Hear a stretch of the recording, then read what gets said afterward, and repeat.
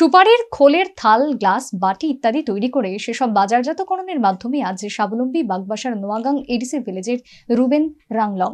অর্থ উপার্জন তথা স্বাবলম্বী হওয়ার জন্য তার এই প্রয়াস অনুকরণীয়।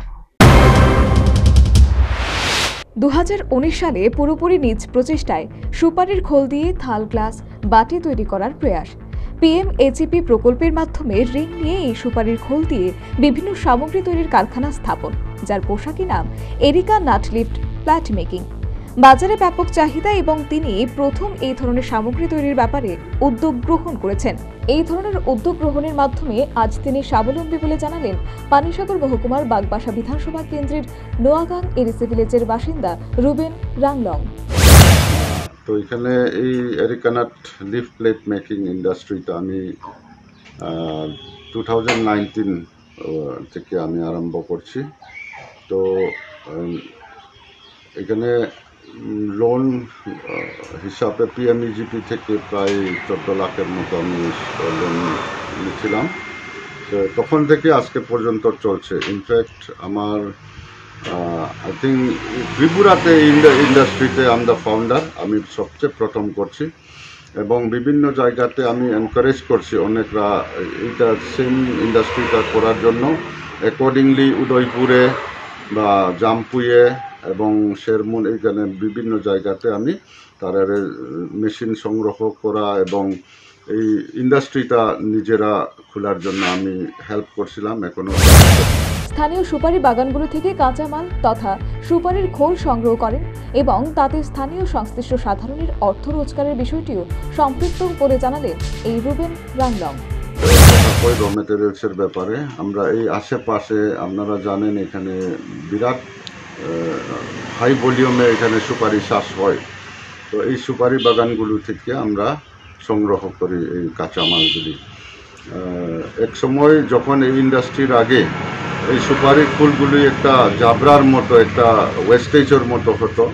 তো এটা শুরু করার পরে এখন তাদের একটা এক্সট্রা ইনকাম হয়ে গেল। সুপারি বাগান যারা আছে তাদের, তো এখন তারা ফালায় না, বাগান থেকে রেখে ওখানে তাদের বাড়ির সামনে এখানে স্টেক করে রাখে। এরপরে আমরা যে গাড়ি নিয়ে এটা কিনে আনি। তো পার পিস আমরা 1.5 টাকা করে আমরা। তার কারখানায় 5 ধরনের সামগ্রী তৈরি করা হয়, এমনটাও জানালেন এই উদ্যোগী।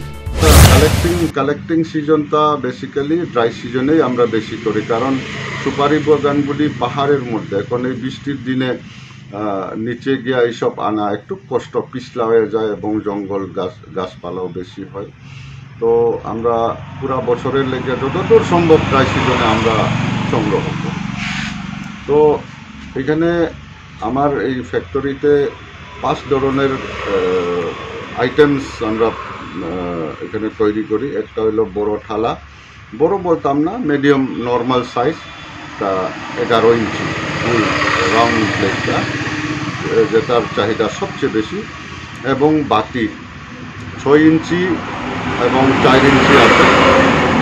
দুনো সাইজের বাটির মধ্যে 4 ইঞ্চি এবং 6 ইঞ্চির মধ্যে গুল এবং সুপারির খোল দিয়ে বিভিন্ন থাল, গ্লাস, বাটি ইত্যাদি তৈরি করে সেসব বাজারজাত অথবা বিক্রির বিষয়টি যথেষ্ট সম্ভাবনাময় বলেও জানালেন তিনি।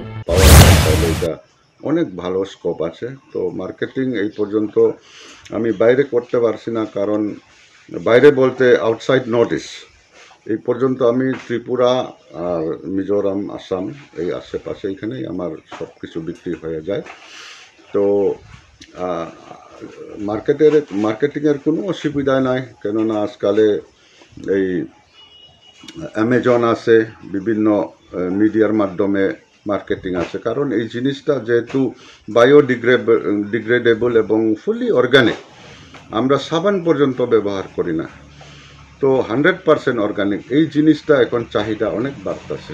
তো মার্কেটিংয়ের জন্য কোনো অসুবিধা নাই, একমাত্র এই প্রোডাকশন ইনফ্রাস্ট্রাকচারের যদি হয় তাহলে আরও প্রোডাকশন বাড়তে পারে।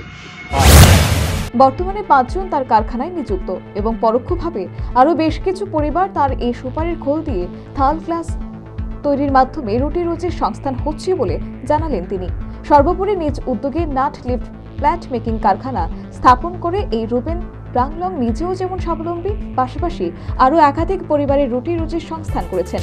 এক্ষেত্রে উদ্যমী রুবেন রাংলং অনুকরণীয় বলেও সংশ্লিষ্ট বিশেষজ্ঞ মহলের অভিমত। Bureau report, news vanguard.